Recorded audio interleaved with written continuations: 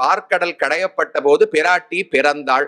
உடனே கர்தமர் என்பவர் இவள் என்னுடைய மகள்னு ஸ்வீகாரம் பண்ணிட்டாராம். கர்தமருடைய பெண்ணானபடியால கர்தமி என்று பிராட்டிக்கு ஒரு பெருமை உண்டு.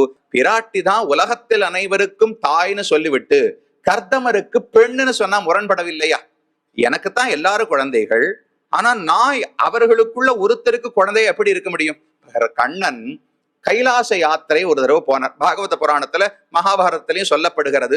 தனக்கு பிள்ளை பேரு வேண்டும். ருக்மிணிக்கும் கண்ணனுக்கும் குழந்தை பிறக்கல. பிரத்யும்னன் பிறப்பதற்கு முன்னால் கைலாச யாத்திரைக்கு கண்ணன் போனார். போய் சிவனிடத்துல ஏதானு வரம் கேட்க வேண்டும் அல்லவா?